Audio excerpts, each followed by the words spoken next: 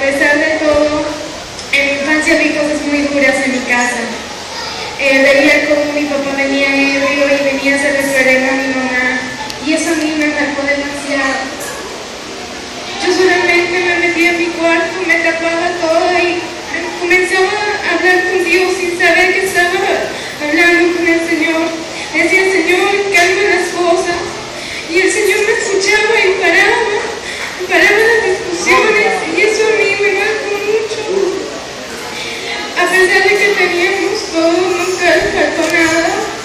Yo no veía a mi papá, solamente parábamos con mi mamá. Y los problemas que hacía marcaron mi resentimiento contra mi padre. Yo crecía y cuando era el día de la madre, el día del padre, me iba con mi hermana y venía una profesora y nos recogía y íbamos porque mis papás trabajaban. Eso a mí me dolía bastante porque ver a los demás con sus padres y que mis padres estuvieran trabajando marcó demasiado en mi vida. Fui creciendo y a pesar de muchas cosas el Señor me guardó porque no permitió que conociera las cosas del mundo. Yo me acuerdo cuando mis compañeros me decían, pero Carla, ¿tú por qué no vas a las fiestas? Y yo solamente respondía, a mí no me gustan esas cosas. Por la misericordia del Señor nunca pisé una fiesta. Aleluya. Nunca probé lo que era alcohol ni drogas.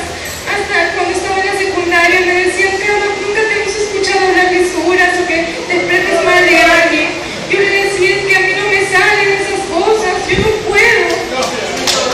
Mis amigas me decían, pero Carla, no me la fiesta de alguien, vamos. Y yo les decía, no, yo no quiero, no me gusta salir, no me gusta compartir con ustedes. Y ellas se molestaban conmigo. Mi papá conoció al Señor ya casi a la edad